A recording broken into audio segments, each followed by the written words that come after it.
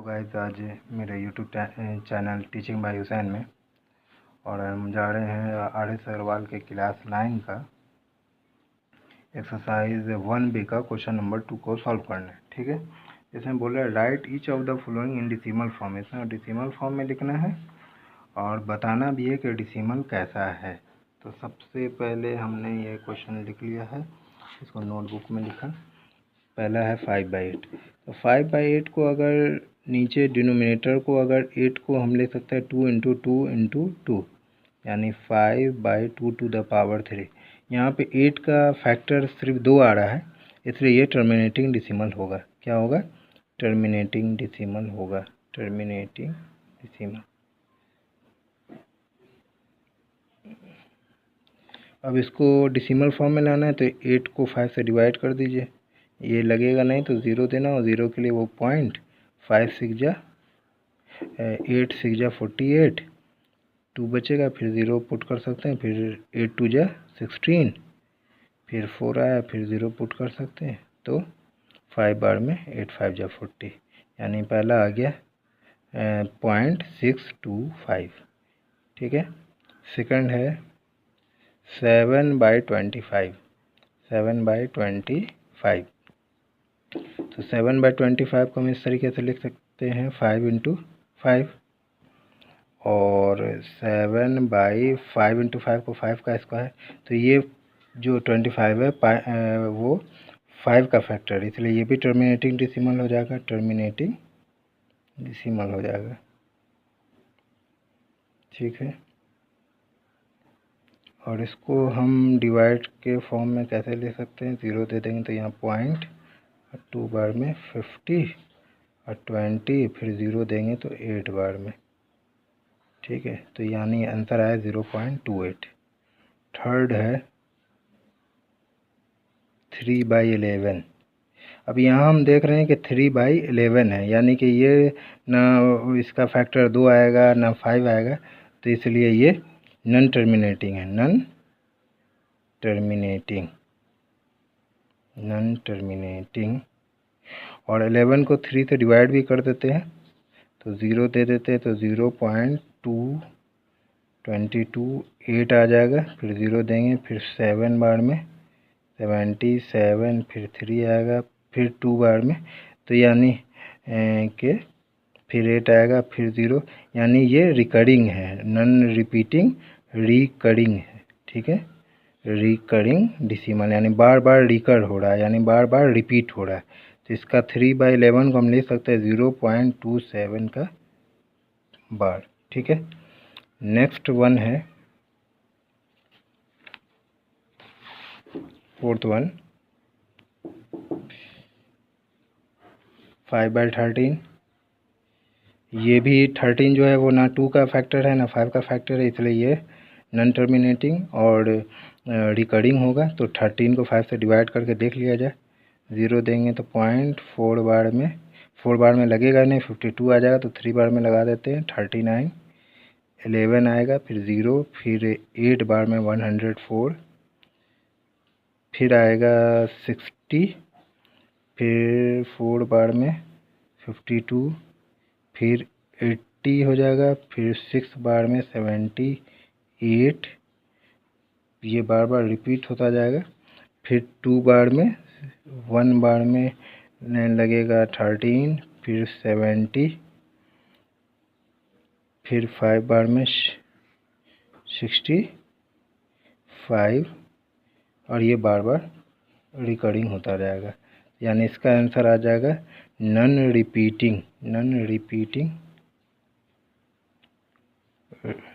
और ये 5 बार बार रिपीट होगा तो रिकरिंग डेसिमल। Recurring decimal. ठीक है, नेक्स्ट जो है फिफ्थ वन 11/24। तो हम जानते हैं कि 11/24 2 इंटू 2 इंटू 2 इंटू 3 आता है। यहाँ 2 के अलावा 3 आ गया है, तो ये भी नॉन टर्मिनेटिंग होगा।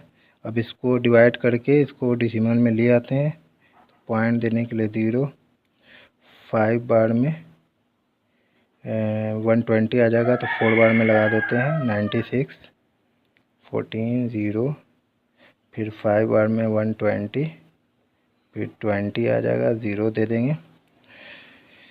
फिर 8 बार में आ जाएगा 192, फिर 80, फिर 3 बार में 72, और ये बार बार रिकरिंग करेगा। तो ये 11/22 को हम लिख सकते हैं 0.4583, 3 बार बार रिकरिंग होगा, यानी ये भी हो जाएगा नॉन रिपीटिंग रिकरिंग डेसिमल।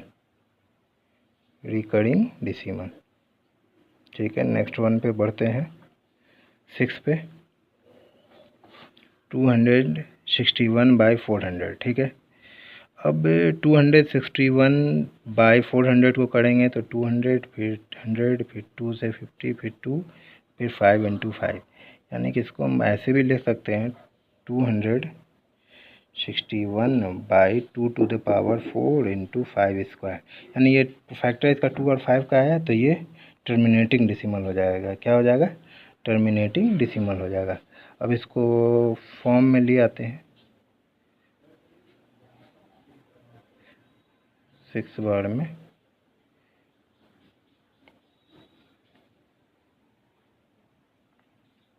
फिर 0 पुट कर सकते हैं। 5 बार में 2000, फिर 100, फिर 2 बार में 800, फिर 2, फिर 5 बार में। तो ये टर्मिनेटिंग हो गया, यहाँ पर ये ख़त्म हो गया। तो इसको लिख सकते हैं टर्मिनेटिंग डेसिमल।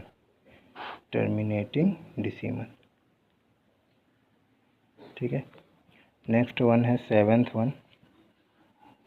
सेवन्थ वन बोल रहा है 231/625। इसको भी अगर कर सकते हैं तो 5 × 5 × 5 × 5 यानी 231/5 to the power 4। ये 5, इसमें 625 5 का फैक्टर है, इसलिए ये भी टर्मिनेटिंग डेसिमल होगा।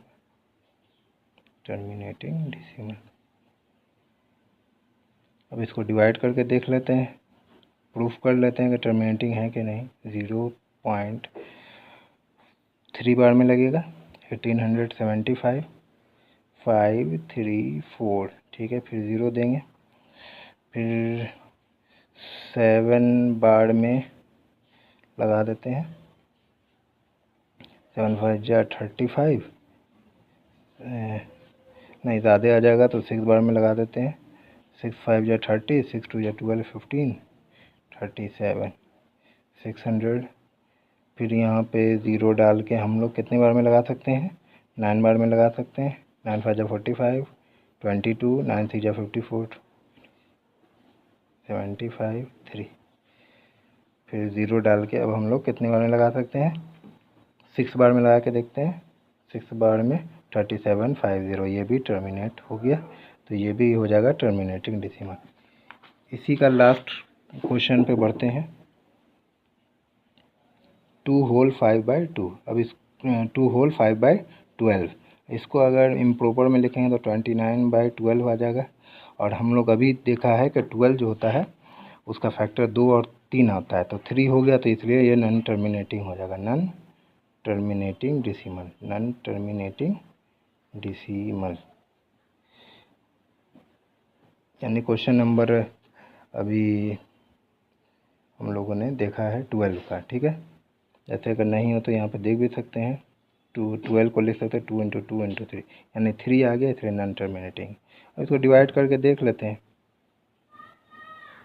2 बार में 24, फिर 5 और 0, 4 बार में 48, फिर 2, फिर 0 देंगे तो 1 बार में 12, फिर 8 80, 4 6 जा 72, फिर 8 आइए बार बार 6 रिकरिंग होता जाएगा, ठीक है।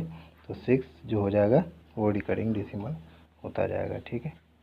तो आई होप ये वीडियो आपको समझ में आया होगा।